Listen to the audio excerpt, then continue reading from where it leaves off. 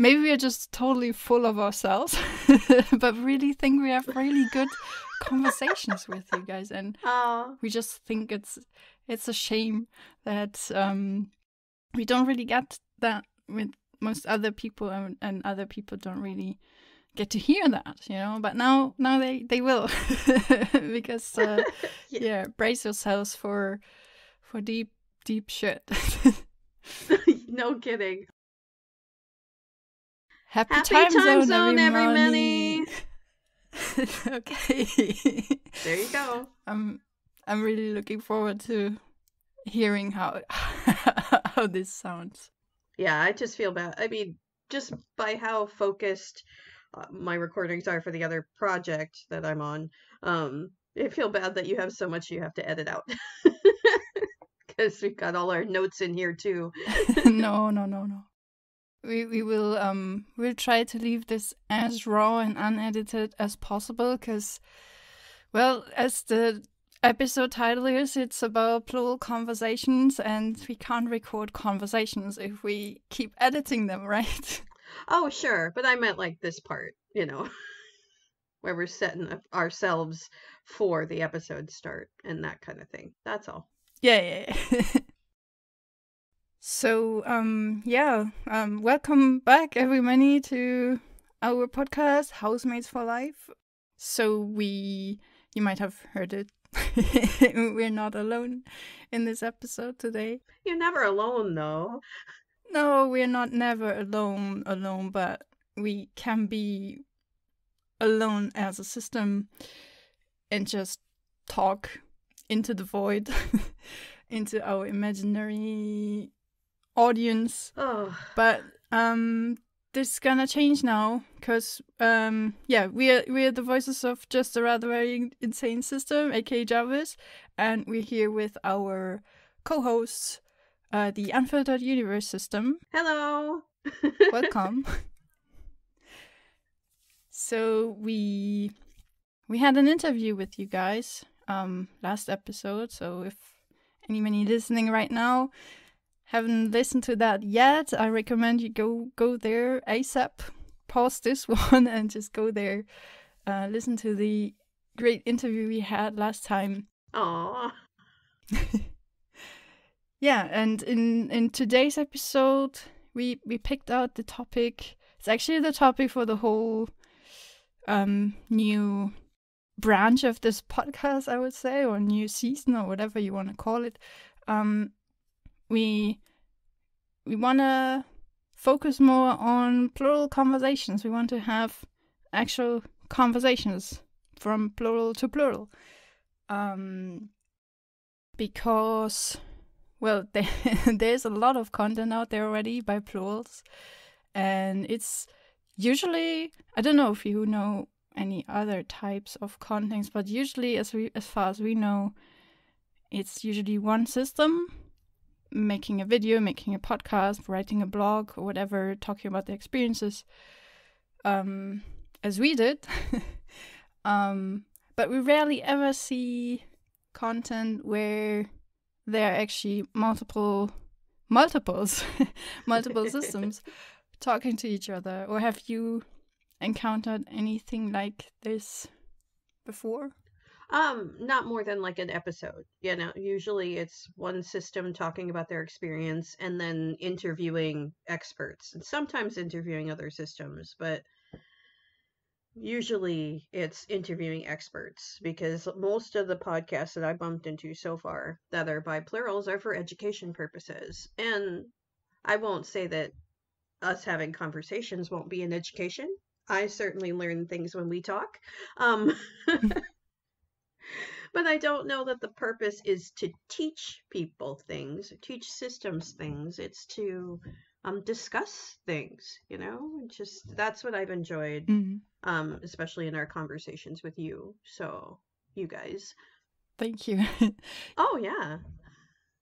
Yeah, we just remembered that on the Plural Positivity World Conference, there's sometimes sessions where there are more than one system and they're having a panel discussion. And very often, very, very, very often, unfortunately, you find singular people interviewing plurals. But then I feel like the questions are curated to a singular audience, not really for a plural audience, right? Oh, absolutely. Well, it would be because you got to assume that most of any audience is going to be, singlet audience because most everybody supposedly is singlet, right? Supposedly, yes. But yeah, and this is also something we are going to talk about in this episode today a bit. How the interactions, singlets to plural, plural to singlet interactions versus plural or plural or plural to what I know often call culturally plural people, can be very, very different.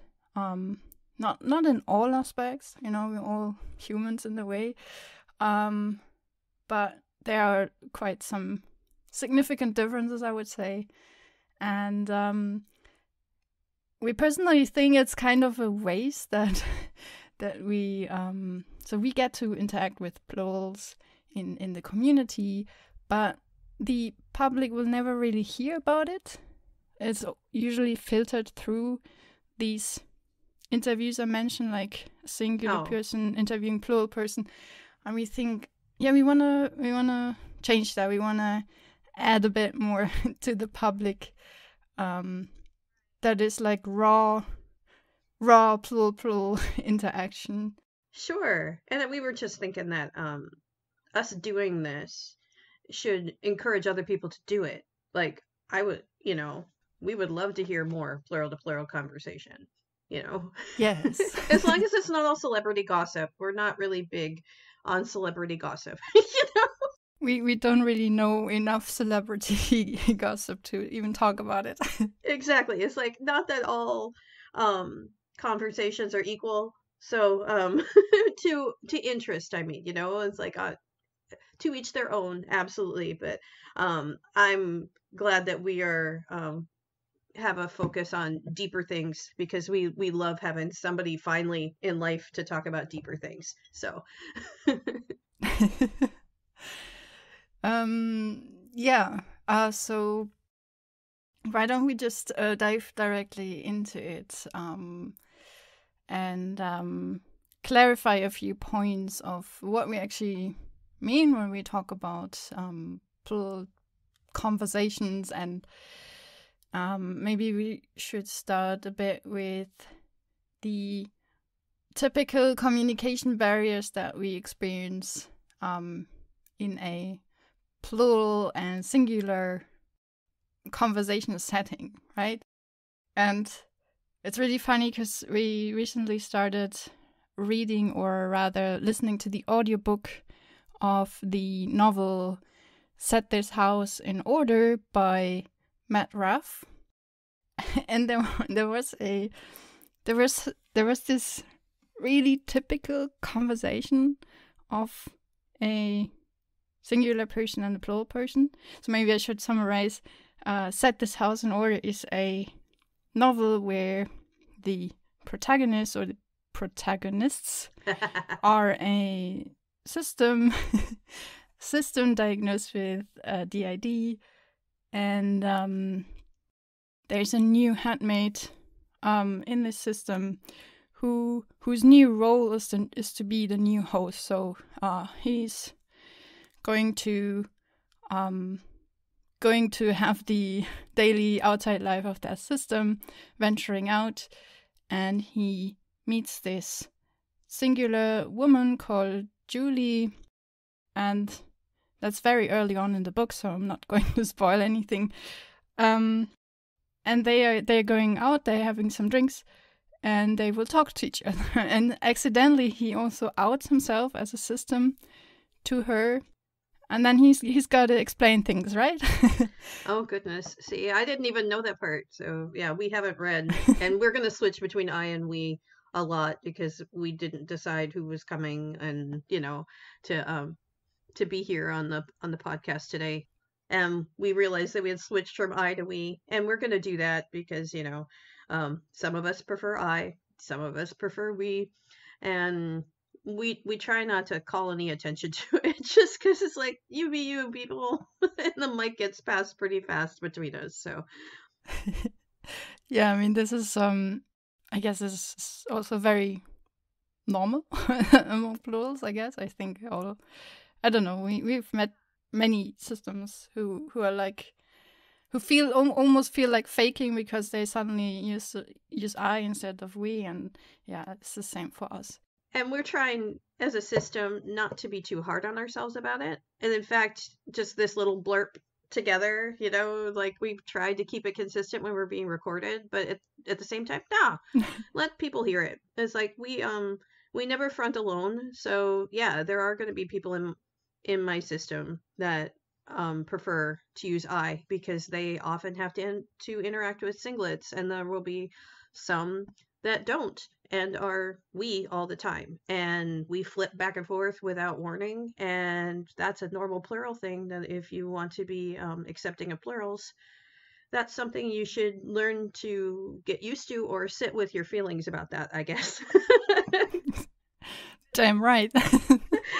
And this is our space, so I'm gonna try and let our guard down a little bit more and just not worry about it. But since it came up, and that's kind of what this episode's all about, is plural conversation, and that is that plurals, when they try and communicate, may switch back and forth from I to we, or some other iteration of things, because we contain many, and when that happens, a lot of us are real excited to be able to talk to you, Jarvis, always, and to the audience. So anyway, what we all jumped up to say was that we had not read the book. We've only read the excerpt that Jarvis sent us. So we're aware of what's going to be said here, but we don't know the context either. So I'm like, ooh.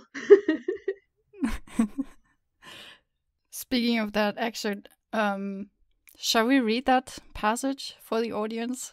Oh, sure. I don't have it pulled up, so if you do, I'll let you do the honors. Same here. Oh. I thought we might role play. Oh, okay, awesome. Yeah, no problem. I'm getting it pulled up now. So, I assume you want to play, I don't know his name. Me neither. I think he's Andrew. He takes the body's name. Oh, okay.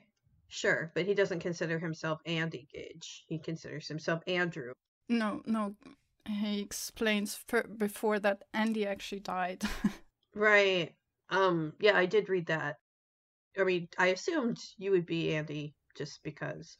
And then I'll play the singlet lady. Would be cool if you could speak Julie's lines. Okay. So, just to give you a bit context, so the protagonist, I think his name is Andrew. At least the body's name is Andrew, and I think the new host takes his name for convenience. So Andrew and Julie meet up and they're having a conversation, and she asks a couple of questions, and we will dive right into the conversation. But we think this part is is such a classic, and we will tell you afterwards why we think that way. Your real father died? Andy Gage's father died, I corrected her. Silas Gage, he drowned. Andy Gage's father. So when you talk about your father, you don't mean Silas Gage?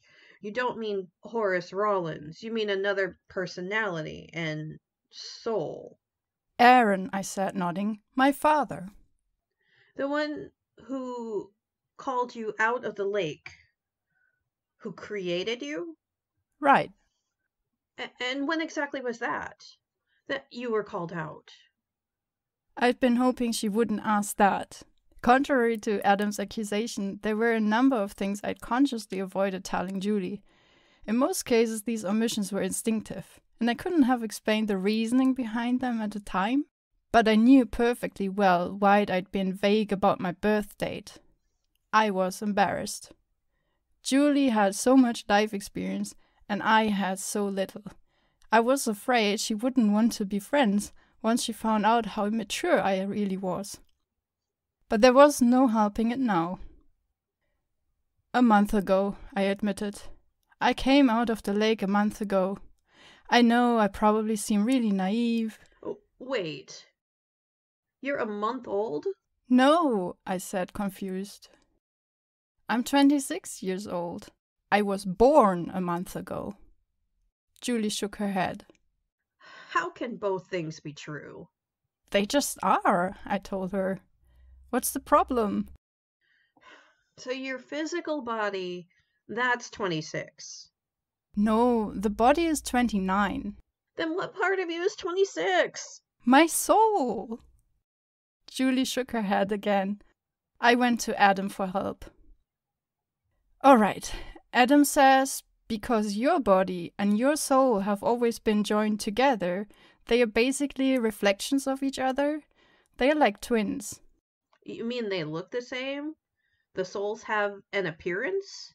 Of course. And we're going to end reading here now. So what do you think of this conversation? I think that it feels like a fictionalization of a real conversation, and the system that had that conversation was very brave. Oh yeah. That's the first thing that I'm thinking, because it's like, how do you admit that kind of stuff to a stranger? I'm like, that's the deep kind of stuff that we have trouble talking to plurals we don't know very well about. It's like, so, it's a very vulnerable thing to put into a conversation and then into a novel. Whoa. But the whole relationship to the way time passes and the way that relationships within a system work are so disconnected from the way physical bodies have to be that, yeah, it's very representational. It's not the way our system works, but I would have to work to map it all out, but I accept everything that Andrew says at face value, like I would with any other plural. Yeah. And that's a good point, because we don't really relate to Andrew's system at all. Like, they seem to work very completely differently. Like, we don't even have that experience of a new handmaid emerging in a system and stuff like that. But that still, when we were listening to that part in the audiobook, and we listened to Andrew explaining how the things work in his system, and we were like, yeah, okay, that makes sense. Okay, I understand. And then this Julie, this character, of course, for the readers who are not plural, you need to have some sort of narrative to explain the details. But we were all the time, we were like, why do you need to ask that? How should he explain this any differently? He explained it very clearly to you how it works. What do you still need to know? What do you still need to understand? Like, we were literally confused at one point, but at the same time, it was so relatable, because we often, when we talk to singular people, try to explain how our plurality works. We face similar questions, and we're like, I don't know how I should explain this to you any better. I already explained it the way it is. Like, there's no further explanation. Like, for us, it's so self-explanatory that we often don't really understand what the question is about, Oh, yeah. It's like, oh, wow. Yeah, and that's been hard for us, really, is like talking to plural people and having them easily recognize things that we didn't understand, that other people didn't understand, has changed our relationship with just society, right? And I don't know, we've had trouble being out in society since Discovery, or the most recent Discovery anyway. Mood. Because of that. It's like, oh gosh, okay. And that whole in the passage there, he's talking about the instinctual nature of what's going to be problematic and what isn't. And it's like, I think that that's system learned instinct. I don't think that there's like an inherent, you know, protocol through the ether of what things are safe to talk to singlets about and what things aren't. I think we learn that by mistakes. Yes. It's like, oh, that went badly. You know, another headmate left a note somewhere in the automatic protocols that teach us how to behave in public. And it's like, don't say that, that goes badly. You will be left with no explanation and they'll just think you're crazy. And we've discovered recently that that's probably inevitable anyway, so we try not to worry about it. I think that's a healthy approach, but also very unsatisfying in a way. Like we often crave plural interactions.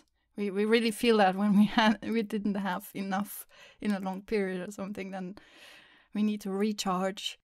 And one thing I always find interesting, you often talk about culturally plural people. So people, or maybe you better explain what you actually mean by that. What do you mean by sure, culturally plural? So when we say culturally plural, and this is, I don't know that, I think we made this term up for ourselves. I haven't seen it anywhere else, but it's to encompass plural people who absolutely have more than one, they have more than one identity state existent in their life simultaneously, though maybe not fronting at the same time. But there's a capacity for communication within the self, right? That's a culturally plural thing. But some people who are singlet, completely identify as singlet, also can hold more than one thought in their head at the same time. Like, this is common with people with ADHD, where they can be thinking two things simultaneously, but that awareness and the way that they're thinking those thoughts doesn't extend to having separate self concepts, having these separate thoughts. It's one entity having two thoughts at the same time, but the way that those thoughts interplay with each other is so similar to plurality that we call that culturally plural. It's like they can understand having dissonance between existing feelings and thoughts within the same body mind at the same time. Gosh, trying to put these into English words, I swear. And I don't just mean English, meaning that there's something inherently wrong with that particular language. I'm like, no, I think it's inherently wrong with just spoken language, right? Which I'm going to lead that into the other term that I think that's going to come up that we've put in the notes is thought talk. And that's the language that anybody uses to talk to themselves, right? And like when singlets have their own thoughts in their own head, it is in their own specific language, right? And for us, every headmate has their own vernacular or whatever, but they communicate with each other in what we would call thought talk. And for us, thought talk includes, of course, words sometimes, but also like complete access to memory, pictures, sounds, and other senses that don't even exist out in the physical realm because, all things it's a totally different realm of possibility when you don't have to be physical. So some of this just doesn't translate at all, yet the existence of it has evidence that ends up in the communication. So it's just, it's bizarreness. And it's just, saying it out loud makes us feel like, oh, hitting a wall, when we try and talk to people. But when we say that to plural people, they usually just totally like, yeah, we get you. Or it doesn't happen to us, but we could see that happening. I don't know. Is that helpful? I think so. I mean, the thing is, we've talked to you so many times right now already, and so yeah, we totally get the gist. So I don't know. So audience, if you don't understand, please, drop us some questions and we can delve into it in future episodes. Yes. In some more depth and nuance, if that's anything that interests anybody, because at some point we'll just start babbling because we'll have run out of specific ideas. So That's true. But yeah, when you mentioned that, okay, there are some singular people, or people who perceive themselves as singular, but still, so we often feel like there are people who intuitively understand what we're saying to some degree, and then, like, you notice that in the conversation, and by the type of questions that you get, who actually gets it, and who actually is so distant from that experience, that there's just like this huge barrier between us, that we just can't communicate through in a way. And then what we've noticed is there's also this uncanny valley. So some people we've met understand themselves as singular but with parts. So there are plurals who identify as plural and view themselves as one person made up of parts, or in what way ever. But there are also singular people who view themselves as singular but recognize their parts, and they might do parts work such as IFS and stuff. And the way they talk about their inner experience is so similar to the plural experience that for us it's not understandable how these people can perceive themselves as singular. Like, I don't want to invalidate the experience, but for us it's just too uncanny in a way. Like, I can't handle it. I can handle singular singlets, and I can handle plurals, but I can't really handle people who are so similar to, or the experience seems to so similar, the way they talk about it, but still don't really identify as plural. I have no reference for that in a way. You know what I mean? oh yeah, absolutely do. But there's, and we try and have empathy for ourselves and that other person when we bump into somebody like that. And in our system, we will label them as culturally plural. Come on, tongue. Um, and be feel free to not worry about talking about plural things with them, if provided they're a safe person, and not worry about their self-concept labels. But yeah, it can be frustrating, but we also know that there are lots of reasons why, even if under different circumstances, those same people would consider themselves plural rather than a singular person with parts. When there's so much stigma in society, and when the medical community really only wants to see people that way if they do have parts, um, which parts is a term that we hate. We are not fond of parts terminology, um, but uh, that's just that's just a personal preference. Mm. And maybe there's some people in my system that maybe some of my headmates don't mind it. I think it's pretty. We're trying to feel out, see if anybody's bristling at the term, and they're like, it's fine as long as you're not using it for us. Okay, yeah. Yeah. Agree. But yeah, parts and parts work and stuff. Oh gosh, we have so much to say about this. I think we can put this into an extra episode even. Yeah. But yeah, so I think we mentioned this before, but basically you were one of the first systems we ever talked to. Mm-hmm. Well, like, knowingly that you're a system and that we're a system, we definitely have talked to the systems before, that we are sure of. Sure. But yeah, the first time we actually met other systems, it was actually your system, you guys, that we also met and had a long conversation with you, and then had many more long conversations with you ever since then. But how about you? How was your first experience with other systems? Oh,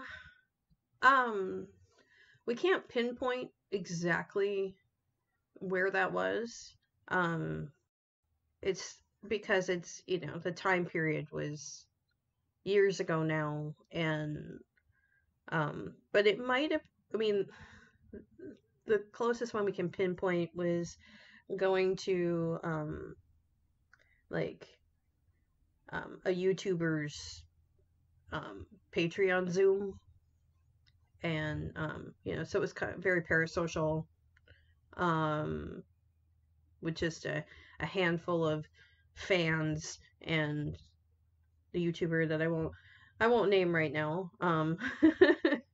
But it was casual, but also not level playing field, like meeting you guys at a plural community meetup was a much more pleasant, a much more safe experience.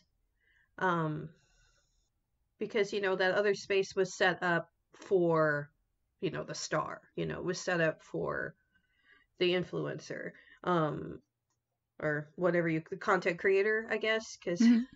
I think influencers is disingenuous. Influencers are trying to sell things for the most part. That's why you're an influencer, but that's not what this system was doing. They much kinder than that. And but as much as they can reach out to be inclusive, there's always going to be that power dynamic.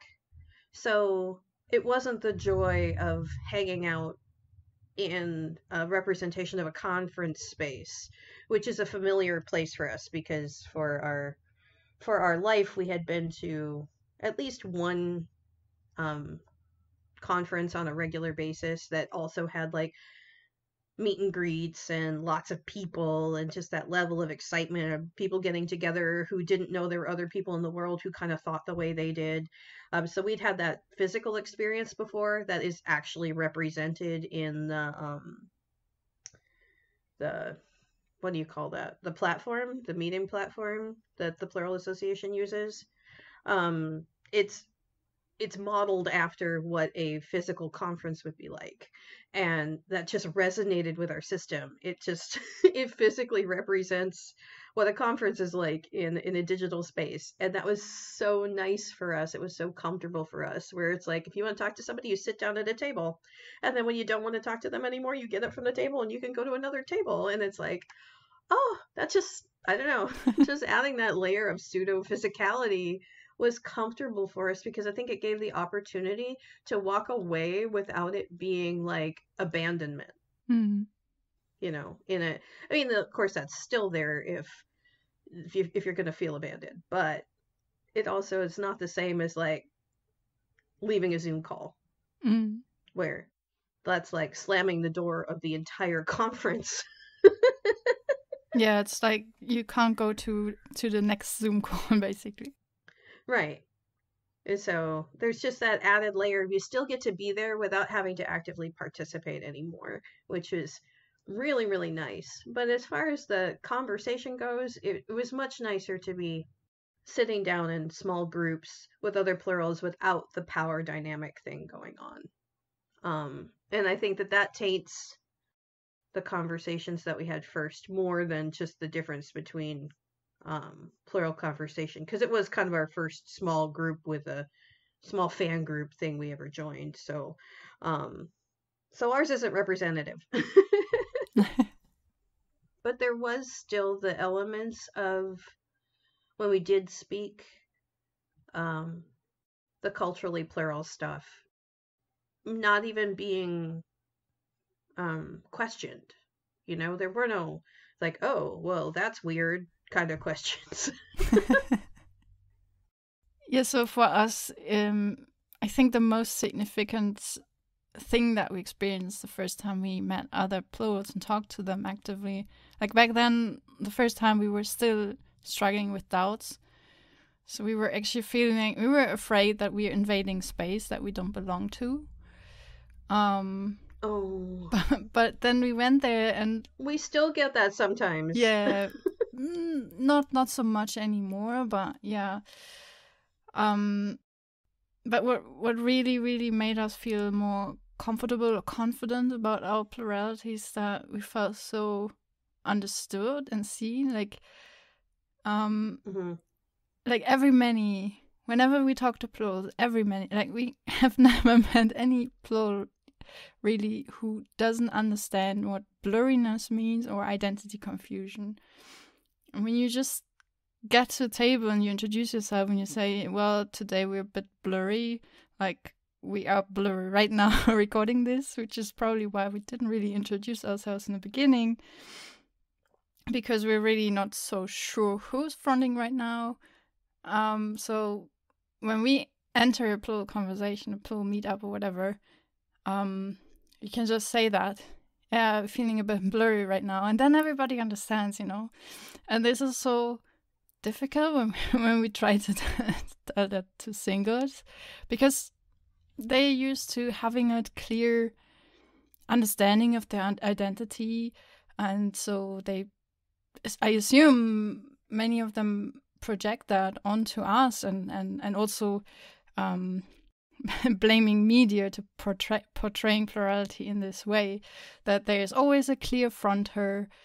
You're really clear about your identity. You have one name. You have one set of pronouns, and then when we talk to singular people, they want clear answers. They want a clear name how to address us. They want clear pronouns how to address us. And most of the time, we just don't know, and we don't even feel comfortable having one name.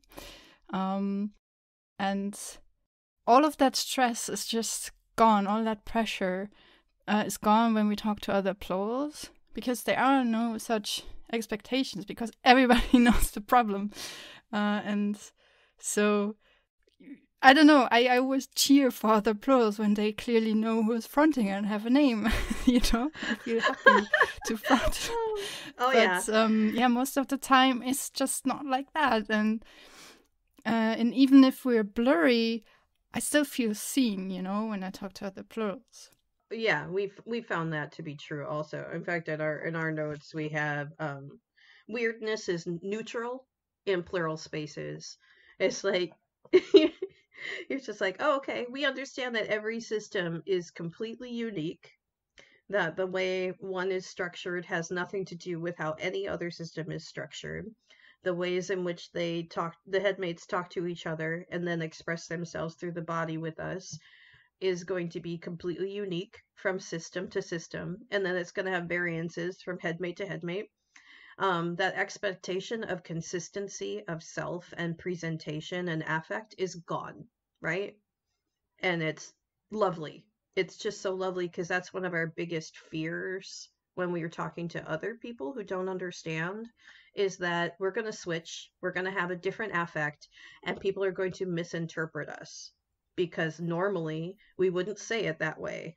I'm like, oh, really? Is that, you would never say it like that. I'm like, yes, I would. Well, yes, they would. So yes, we would.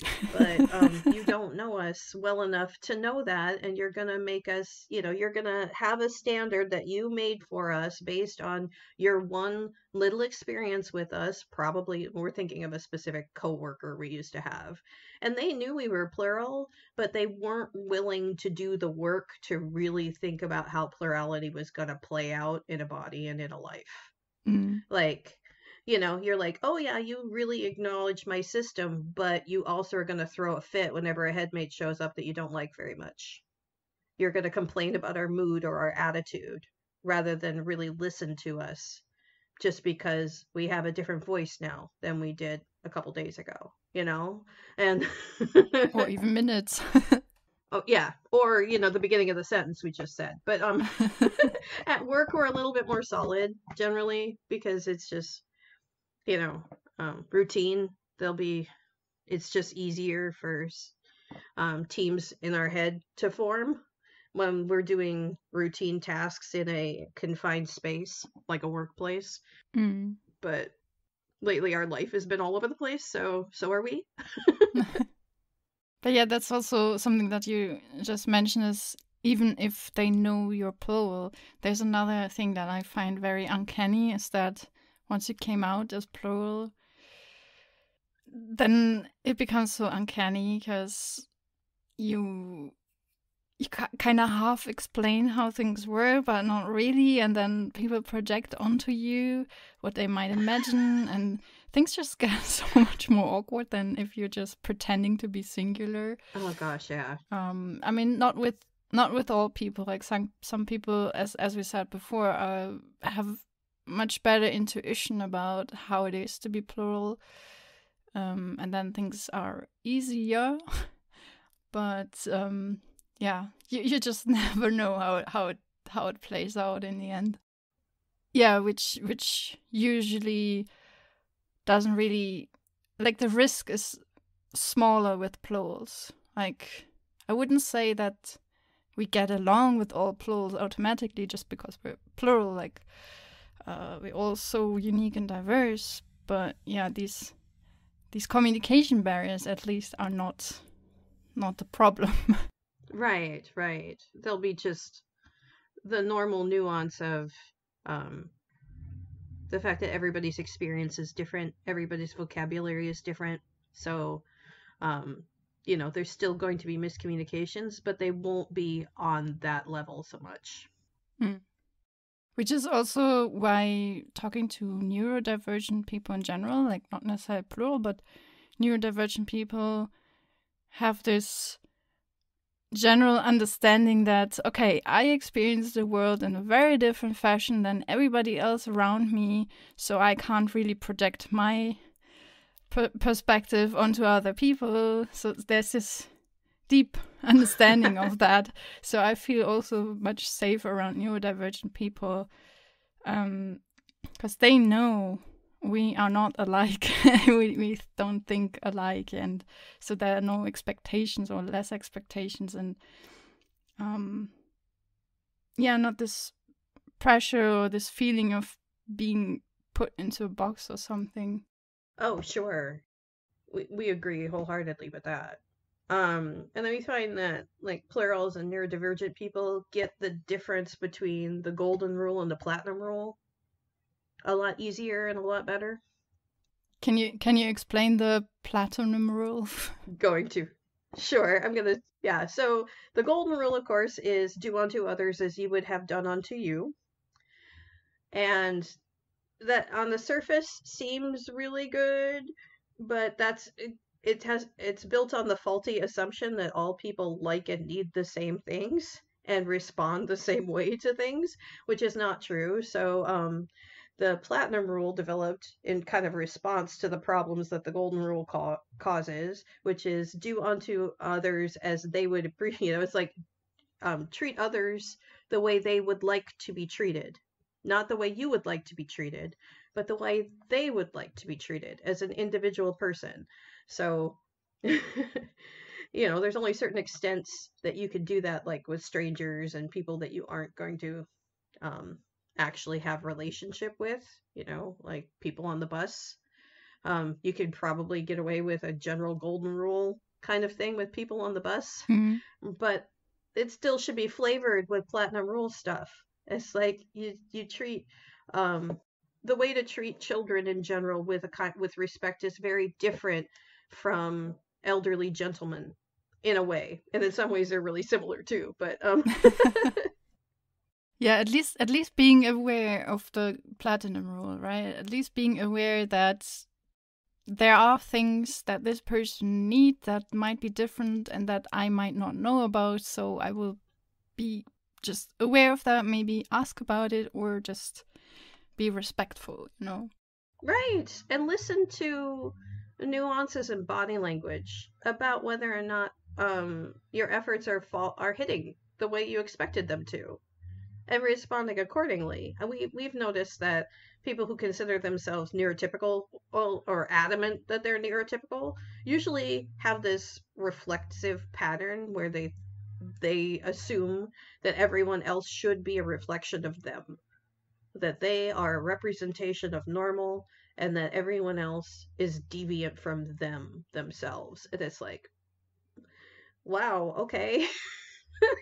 And we tried to uphold that for the majority of our existence, where we also felt and thought that way. Like normal was a thing you could be, and that we were that. Yeah.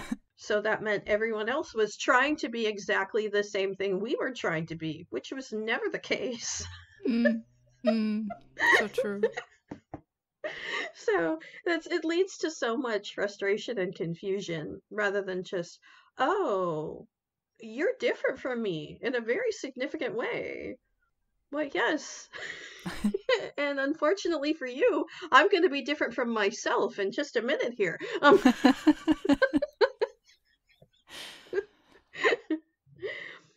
But, that is how it is. And it's like we get frustrated with singlets being so fine with people being in different moods or having, um, like astrology. That part of astrology drives us nuts. Where if I could define what's happening, if I could define my needs emotionally expressing in the moment via things that were happening with the stars for you, that would be fine. But me using my plurality, not using it, but explaining my plurality or trying to express my plurality, that's just too much. Apparently, yeah. Like, you know, I can be astrology sign experiencing a retrograde and oh, it's so understandable you're having a hard time. It's like versus like I have a child headmate that really wants to play so I can't concentrate right now. That's not okay. Mm. But we hope that it gets, I think it gets better, definitely. Mm-hmm. Like people are way more aware of the nuances of plurality, and there was some motorbike in the background. And we really hope that with this podcast, even though it may never really take off or be like the most viewed or listened to podcasts ever, but really hope that we make a small contribution to like inviting people into the plural experience. And yeah, maybe tell us what do you personally wish for this podcast series in the future, Uh, since you're now our co-host, not just our guest but our co-host. oh, we're still getting used to the idea. But thank you so much for having us and inviting us to do this with you guys because it really means a lot. We hope we contribute to success. um, so in future episodes, we want to hopefully we'll get into deeper things that plurality gives us access to. Like just really having um, validating conversations about the nature of self, because we'll get into this in greater detail in that episode, but just it just feels like when you're a singlet, it's all or nothing about yourself. You have to figure out what you are, and then you have to throw everything else away because this is what you are, right? Meanwhile, our experience of plurality is the more we explore, the more we find out that we are um on both sides. Yes, I am sometimes this, or somebody in my head is that, but we also have selves that are not that. And, and then between those things, we find the lines of like, oh my gosh, that line exists. So there's a defining feature here that we can explore in a way that I think is too existentially problematic for singlets to do. I think they just lose all sense of self sometimes when they contemplate these questions. Meanwhile, we could roll around in it. I'm like, we just try to talk to us as giving people existential crises sometimes, and we don't mean to do that to anybody. But it would be nice to be able to have those kinds of conversations Yeah. about the nature of existence and the natures of self and what does it mean to exist, and what does plurality show us about existence, and because we can see it by multiple angles simultaneously, Right. we get a three-dimensional view where other people just have to exist in a straight line path of timeline, right? And we're like, well, we don't even have a timeline. We're jumping back and forth in time constantly. It's just that kind of stuff. So anyway, yeah, it just being able to get into the richness that is plural life is I'm excited to explore in a more public way with you guys. Yeah, same. Like we know you for over 2 years now, and we had so many cool conversations, very deep philosophical conversations, and we usually don't really get to explore these thoughts that we're having because we, as you mentioned earlier, the thought talk, right? The thought talk of us is very different from most people around us. And even though your thought talk is very different from our thought talk, it's still like, I feel like we can express things with you and discuss things with you on a very different level because we don't really have that communication barrier, right? Right. We don't have to cross that first and, translate things into singular T's, as they say, to make sense to the other person, but it's like very distorted version of what we actually want to express. So we really feel like maybe we're just how do you say maybe we're just totally full of ourselves, but really think we have really good conversations with you guys, and we just think it's a shame that we don't really get that with most other people, and other people don't really get to hear that, but now they will because yeah, brace yourselves for deep shit.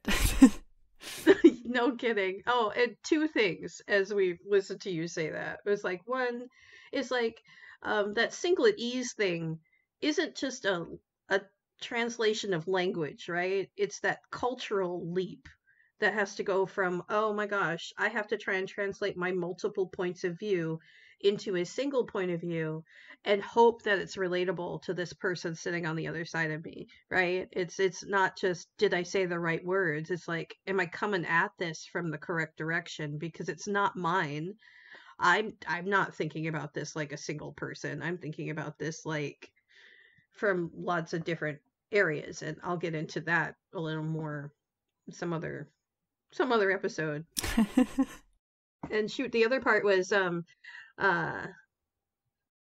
the full of yourself. The next time you guys think you're full of yourselves at your most arrogant, go ahead and listen to almost any white guy's podcast. See if you can last a whole minute and absolve yourselves of the notion. Okay. Absolve yourselves of the notion, because yeah, we deserve to be able to take up space same as anybody else, and we're saying that out loud so our whole system can hear it, not just you guys, but so our system can hear it, so the audience can hear it. We all deserve to be able to take up some space. Oh yeah, it's like anybody who's listening doesn't have to. We're not twisting your arm. Stay with us if you enjoy it. Let us know, because we can more include you. Well, we do. we enjoy it. Yeah, exactly. We do too. So we're hoping that this sentiment carries over to an audience. Yeah. And if we had more to say, we could save it. Right. I think that makes a really great ending to this episode. Or would you like to add anything more? Oh no, we wanna put a cap on it so we end, because you know us.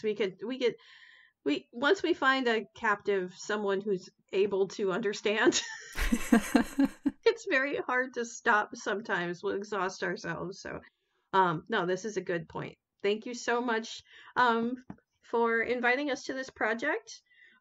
We hope people listening enjoy the new format. Please let us know. You're very welcome, and we're really happy also. Thank you for being here, because we felt a bit the drain by the end of last year. where we're like, okay, we record another episode and we talk about a bit about our stuff and such. But now we can actually talk about the stuff and have some response and feel also a bit more, to be honest, a bit more validated in what we're saying. Aww. So we're not just talking into the void. But yeah, it's a lot more fun. I think it's gonna be a lot more fun, and we're really excited for. We haven't really started yet. I feel like I'm really excited for the next episodes. All right. So this is. Should we do some kind of outro? I thought. We each say our name. We say the name of the podcast, and then we could say, goodbye, everybody. Okay. So yeah, thank you all for joining us, listening to us. This was Plural Conversations at the Housemates for Life podcast. We are the Voices of Jarvis. And we're the Unfiltered Universe. Goodbye. Goodbye. All right. Should we do also outtakes? Sure. I think at least this time we had a few things that we could put in there. I am recording. Okay, we are recording too. Ooh. We didn't decide who was coming and, to be here on the podcast today. Not that we Sorry, generally we can't hear you at the moment. Oh, no. This is a work in progress, like all of my life, so. Yeah. Amen. We could just keep trying. I don't want no strict pressure, no nothing like that, so. I can't talk and do things at the same time. I can sometimes, but not always, and I think it depends on who. All right, 1, 2, 3. I don't know, but I'm doing it again. There we go. I came out of the lake a month ago. I know I probably seem really naive. Oh, wait. You're Judy a month said. old? Sorry. No worries. And then what we've noticed... Oh, sorry, you want to say something? Oh. Continue. No, it's fine. We were almost censored ourselves and made ourselves say we. No, they're allowed to say I. It's okay. It's like, so this has been Housemates for Life, and we are the Unfiltered Universe. Wait, I would like to say this is Plural Conversations at Housemates for Life podcast or something Sure. like that. Sure. Go ahead and say it any way you like, and then we will follow your lead.